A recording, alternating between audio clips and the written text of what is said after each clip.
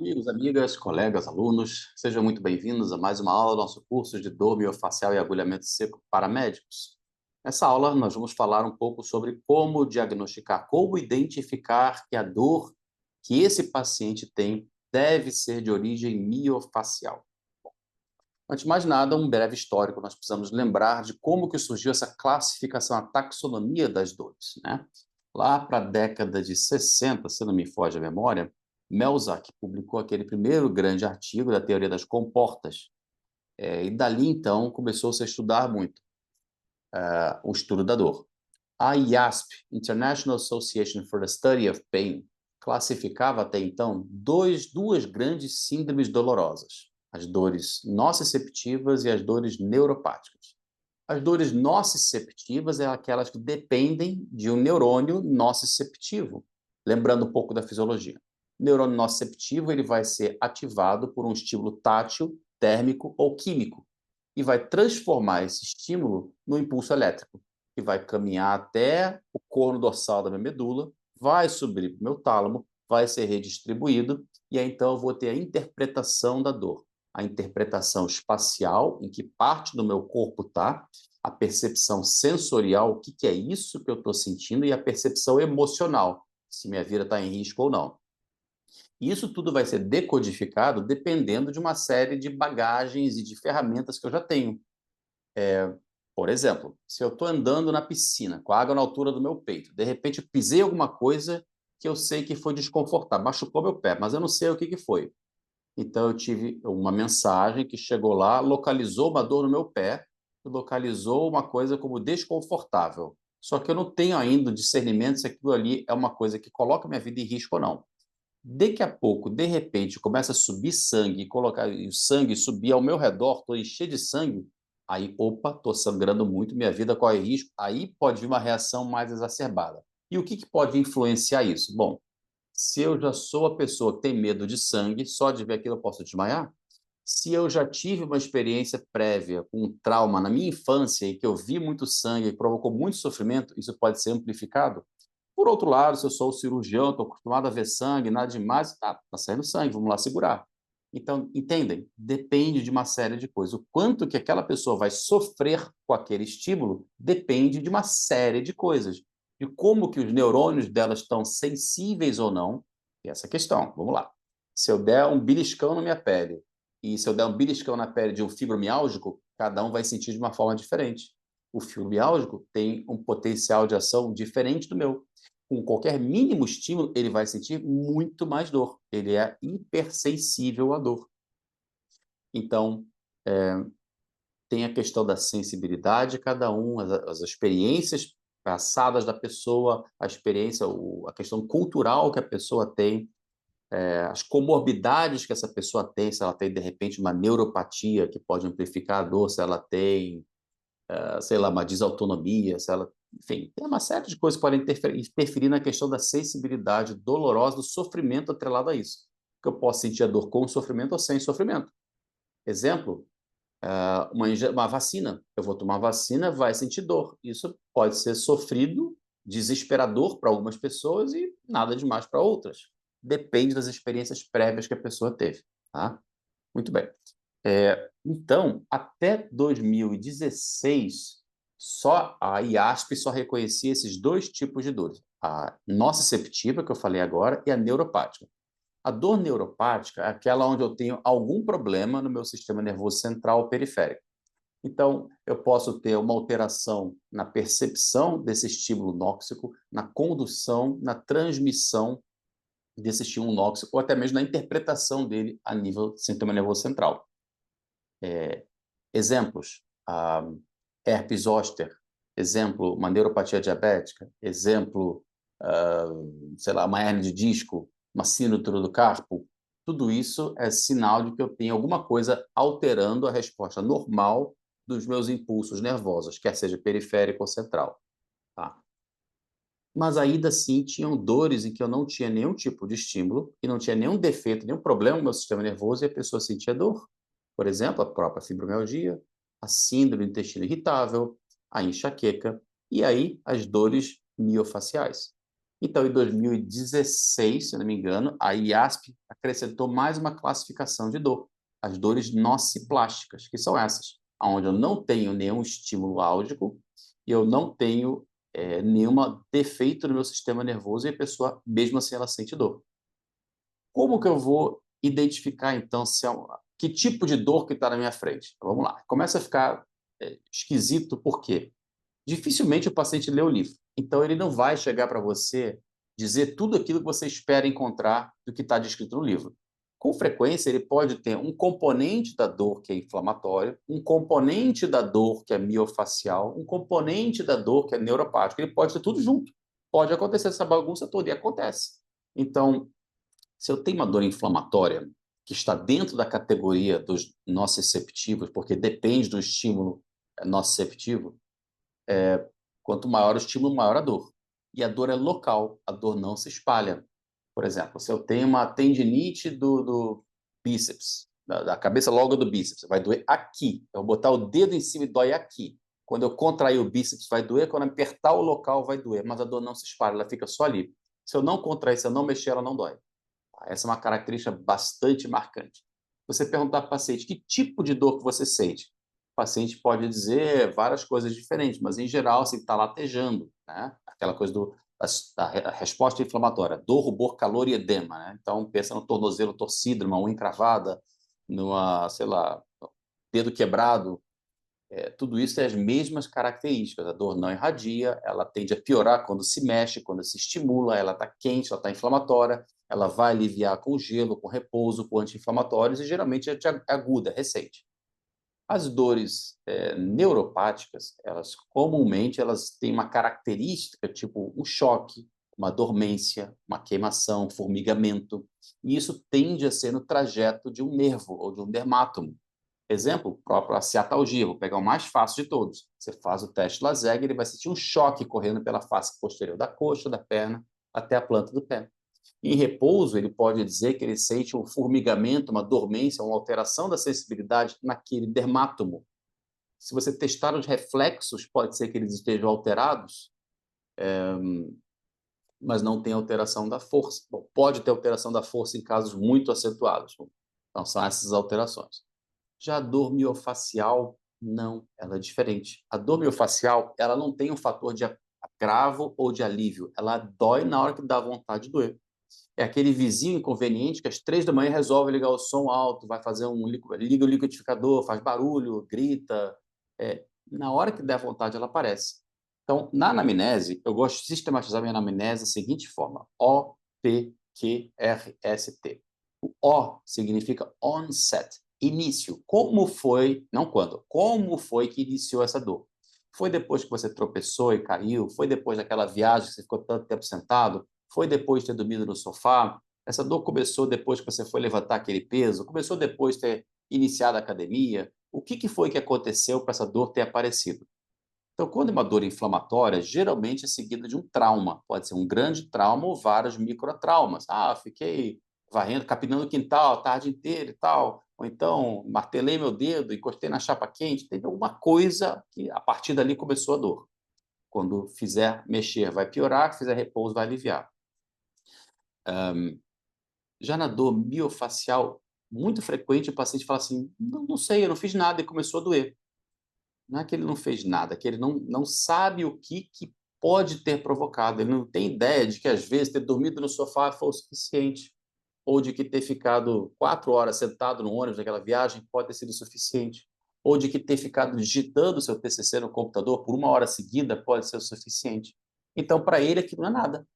Então, você que vai ter que ter a habilidade e a astúcia de, nas entrelinhas, ouvir a palavra que vai dar, deixa, ou saber fazer a pergunta certa.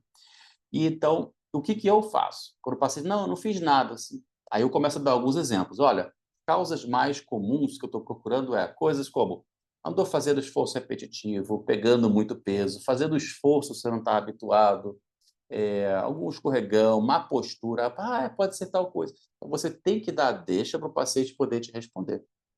Ainda assim, eu não tenho certeza. Então, seguimos adiante. Do O para o P. P de provocação. Se eu encontro alguma coisa que melhora ou que piora, isso pode me ajudar.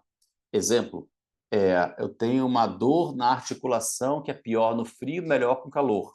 Eu vou pensar em artrose. Na artrose, se eu fizer muito esforço, ela vai piorar. Então, se eu não fizer tanto esforço, ela não incomoda. Outra dica. Na artrose, o anti-inflamatório alivia. Não tomar nada piora. E assim você vai evoluindo. Na dor neuropática, por exemplo, a pessoa pode dizer que se ela colocar a bolsa de gelo, alivia, o calor piora. A dor neuropática, se for pensar numa radiculopatia, por exemplo, a síndrome do túnel do carpo, se você percutir o nervo mediano, isso vai piorar. Se for uma radiculopatia do ciático, se você fizer o teste Lasergue, vai piorar. Então, você tem alguma coisa que melhora aqui que piora. Quando o assunto é dor miofascial, não. Não tem nada que melhore que piora. A dor vem a hora que ela quer. Então, eu posso estar em repouso, posso estar fazendo atividade física, posso estar me alongando, posso estar tomando banho. Na hora que der vontade, a dor aparece. Essa é uma dica muito importante.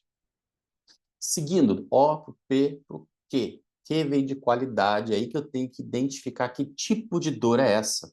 Se é uma dor empontada, aperto, queimação, fisgada, choque. E aí o paciente, a dica é essa. Quando o paciente não consegue descrever o que ele está sentindo, é uma dor assim, uma dor cansada, sabe? Uma dor assim, uma dor aguda, uma dor forte. Se ele não encontra uma palavra para descrever, abra o olho, porque isso pode ser dor miofascial. Se eu tenho uma dor inflamatória, eu posso estar latejando, é aqui, eu consigo explicar. Se é uma dor neuropática, é um choque, é um formigamento, é uma queimação, que é nesse trajeto aqui. A dor miofascial, além dela ser difusa, que nem a fumaça, e não a sombra, a fumaça você não vê muito bem onde ela começa e onde termina. A sombra você vê certinho onde ela começa e onde ela termina. Então, poder tentar fazer essa comparação aí.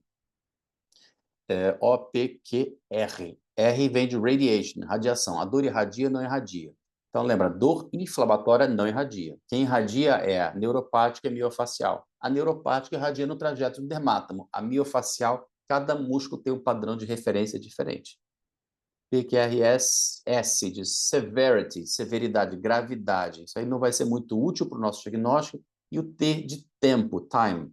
Há quanto tempo que você tem essa dor? De quanto em quanto tempo que a dor vem? Quando ela vem, quanto tempo demora para ela ir embora? São outras perguntas que podem ajudar.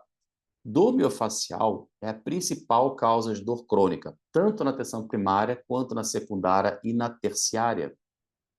Então, se vocês têm alguém que tem uma dor há mais de 3 meses, é muito provável de que ela seja miofacial ou que tenha um mecanismo de hipersensibilização à dor. Uma coisa está perpetuando aquela dor. Tá? E aí é uma outra história que a gente vai deixar para uma outra aula. Seguindo aqui, então, resumindo essa história toda na anamnese. Então, chegou um paciente com uma dor para você. Você não sabe o que é, mas com muita frequência ele vai te dar esse roteiro. Doutor, eu já fiz tudo quanto é tipo de exame. Lembra, dor miofascial não aparece em exames tradicionais. Já tomei tudo quanto é tipo de remédio. Bom, se a dor fosse inflamatória, era para melhorar com anti-inflamatório. Se fosse neuropática, era para amenizar com os anticonvulsivantes, antidepressivos. Miofacial não melhora com remédio nenhum. Já passei em tudo quanto é tipo de especialista e ninguém sabe o que eu tenho. Quando eles dizem especialistas referentes à dor, geralmente eles estão falando dos ortopedistas. Ah, passei em especialista de ombro. É o ortopedista especializado na cirurgia do ombro. Ah, passei no especialista de joelho. É um ortopedista especializado na cirurgia do joelho. Então, os ortopedistas, além de atenderem grande parte das demandas clínicas, o grande foco dele, a maior parte do movimento de trabalho deles é cirúrgico. Então, quando a gente fala em especialista, em geral, a gente está falando que o cara tem uma especialização na cirurgia daquele aparelho. Então, a cirurgia está falando das dores inflamatórias e neuropáticas. Não estamos falando de dor miofascial, porque dor miofascial não se trata com cirurgia. Então, é normal que esses especialistas nunca tenham ouvido falar ou não saibam o que é. Então, se eu não sei o que é, o seu caso não é comigo. O que você tem, o seu joelho está normal, o seu problema não é do joelho. E, de fato, o problema não é do joelho. O problema vem do vasto medial, ou vem do reto femoral. Tá? Então, tem mais essa. Outra dica. Quando o paciente começa a descrever uma dor muito difícil de caracterizar, eu já expliquei, essa é outra dica. E mais uma, quando uma dor que não faz sentido, tipo, olha, eu tenho uma dor aqui no calcanhar, que também vai para minha batata da perna e na dor lombar ao mesmo tempo. Você, porra, para, né? Não pode, ou é uma coisa ou outra. Ou outra, isso que eu falei, por sinal, é o padrão de referência do miofascial do músculo solear. Ou um outro que me deixou enlouquecido também logo no início, paciente chegou para mim assim, olha, eu tenho uma dor aqui na minha barriga, que ela irradia para a região de trás, ali para a região do rim. Quando chega lá, ela sobe e desce. Eu falei assim, quê? Não, não pode, isso não existe. Não existe na minha cabeça, né? Que eu não conhecia isso. Mas tem um ponto gatilho do ilho costal que faz exatamente isso. Então, quando tem uma história que não faz muito sentido, vocês vão pensar em dor miofascial. Olha quanta dica. Tem mais, tá? Ahn, a maneira como o paciente descreve a dor, como eu já falei, os termos mais comuns, que eu escuto pelo menos, são uma dor aguda, uma dor doída, uma dor forte, uma dor maluca, uma dor esquisita, e eles se enrolam, né? Podem ser de várias formas diferentes, inclusive o paciente pode dizer que é um choque. Aconteceu comigo uma vez, o paciente que ele só, pelo que eu entendi, depois eu fui entender, né, que a única palavra que ele conhecia para descrever alguma dor que ele não entendia era choque. Então tudo para ele era choque. E aí, quando eu fui entender isso, assim, porra, agora já era, né? Já foi embora, aí que fui pensar nisso. Enfim, então, entender que alguns pacientes não têm recursos para explicar bem aquilo que eles estão sentindo. O tamanho da zona de referência de dor tem a ver com o grau de sensibilização do corno dorsal da medula e do tálamo. Tá? O que é isso? Vamos voltar lá para a aula de dor crônica. Quando eu tenho um estímulo no neurônio nociceptivo, esse estímulo é enviado para o corno dorsal da medula. Lá ele tem uma sinapse. Essa sinapse é importantíssima, porque ela pode ser modulada para mais ou para menos. Quanto mais eu estimulo essa sinapse, mais receptores eu vou recrutar para aquela fenda sináptica. Se eu tenho mais receptoras, mais portas abertas, o glutamato, que é o principal neurotransmissor excitatório, vai passar com muito mais facilidade. Então, isso é o que nós chamamos de sensibilização periférica à dor. O mesmo pode acontecer lá em cima no tálamo, que aí seria a sensibilização central à dor. Então, quanto maior a sensibilização, maior a zona de referência de dor do paciente, mais clara vai ficar. Outra coisa que é bem interessante, que confunde mais ainda, são os sintomas autonômicos que podem acontecer. Uma vez eu atendi uma técnica de enfermagem. Eu fui chamar ela na sala de espera, e aí chama daqui, não, ela está no banheiro. Daqui a pouco ela chega, desculpa, doutor, eu estava vomitando. Pois não, o que aconteceu? Não, eu estou com labirintite. Ah, pois não, labirintite. Aí eu olhei para ela, o olhinho dela não tinha nistagmo. O que aconteceu? Não, não sei, foi depois de um plantão que começou isso. Eu tô tonta, minha visão está borrada, estou enjoado o tempo todo, já tomei uma cartela inteira de Dramin, nada resolve. E aí, mas o que aconteceu nesse plantão? Olha, eu fiquei fazendo massagem cardíaca no paciente por um tempão e depois disso não prestei mais. E ela tinha também uma dor na cabeça, além disso, mas não era o principal sintoma. O principal sintoma era o enjoo, a vertigem.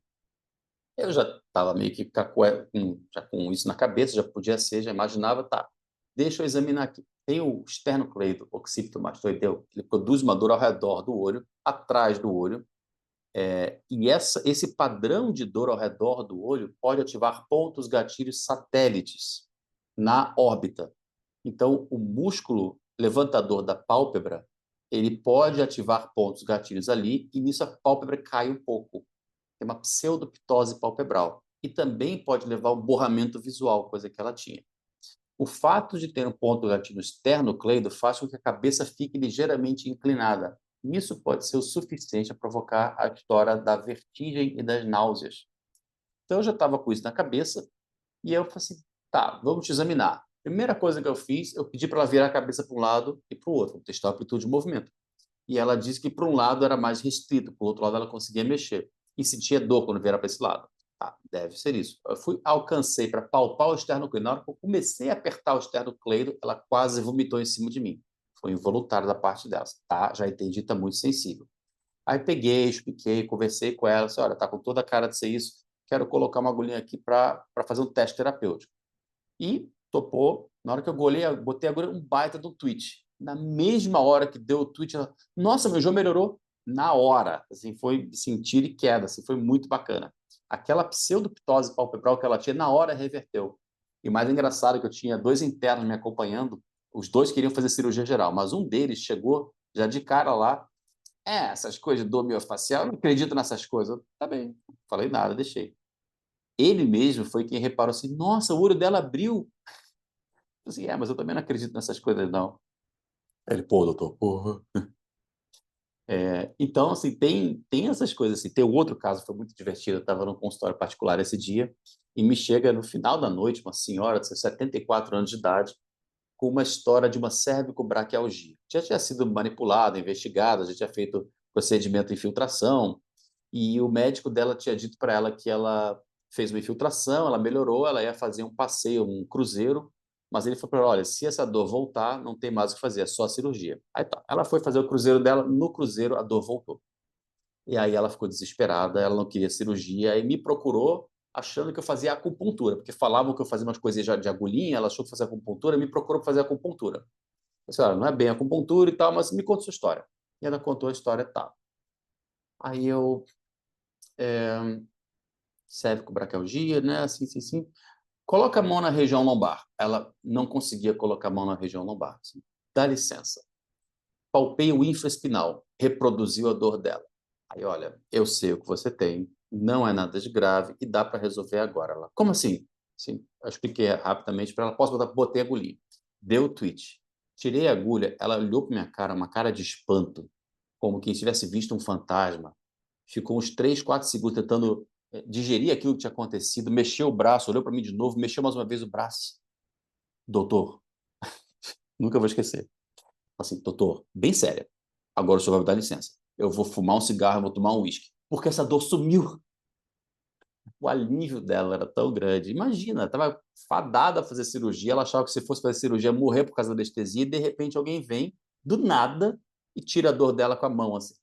Então, de novo, assim, vocês literalmente vocês podem mudar a vida das pessoas com uma coisa muito simples e que não é muito complexa, mas precisa ter todo esse conteúdo na cabeça para, na hora da anamnese, na hora da consulta, pode ser tal coisa. Deixa eu ver, tem mais um caso para posso passar para vocês. Estava no meu consultório, daqui a pouco chega a enfermeira com os olhos arregalados. Alexandre, Alexandre, acho que eu estou com um caso de apendicite na minha sala. Tá bom, vamos lá. Isso era de manhãzinho cedo. Primeiro paciente do dia. Aí, tá, cheguei, o cara tava com uma dor em fossa ilíaca direita. Primeira pergunta que eu lembrei na minha época de emergencista, né? Pois não, boa tarde, bom dia, como é que tá? E tal. Quando foi sua última refeição? Foi agora de manhã, tomei café. Apendicite com apetite? Nunca vi. E quando foi a última vez que você foi ao banheiro? Não, foi logo depois do café da manhã. Tá, apendicite não deve ser. Nem palpei o abdômen dele. Vira de barriga para baixo. Ele não entendeu nada. Aí comecei a palpar o ilho costal dele. E eis que ele começou a sentir dor.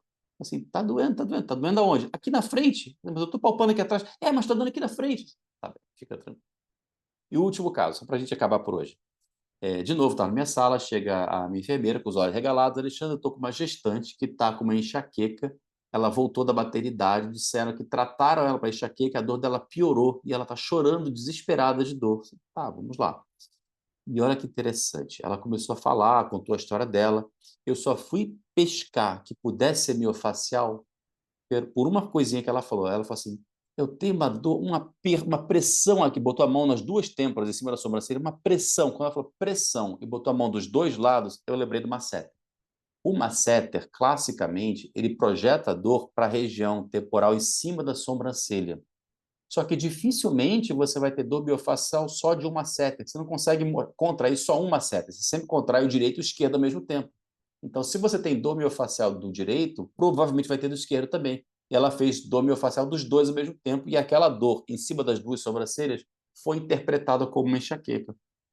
Aí eu falei, olha, aí expliquei, falei, na hora que eu agulhei ela, tinha uma interna que queria fazer obstetrícia. E ela é toda natureba, gosta de fazer aquela coisa de parto humanizado e tal. E ela estava aflitíssima, estava muito aflita com o sofrimento da gestante. No que a gente agulhou, soltou o ponto gatilho, o semblante dessa gestante mudou tanto, mas mudou tanto, ela começava a chorar de felicidade. A minha acadêmica estava lá, começou a chorar de felicidade também. Já. Enfim, então são casos como esses que eu acho que valem a pena comentar, porque nas entrelinhas que vocês vão pegar a dica assim, putz, pode ser aquela coisa que o Alexandre falou. E aí vai investigar, testa a amplitude, testa a força, palpa o músculo. O paciente adora ser examinado. Você, nossa, ninguém nunca me examinou desse jeito. Então tem mais esse benefício, né? Você estreita o laço médico-paciente, você acaba sendo mais valorizado porque você escutou, você palpou, você ouviu, você conversou. Tudo isso é que os pacientes estão mais carentes hoje em dia, né? Bom, então é isso. Vamos ficar por aqui. Até a nossa próxima aula. Um forte abraço a todos.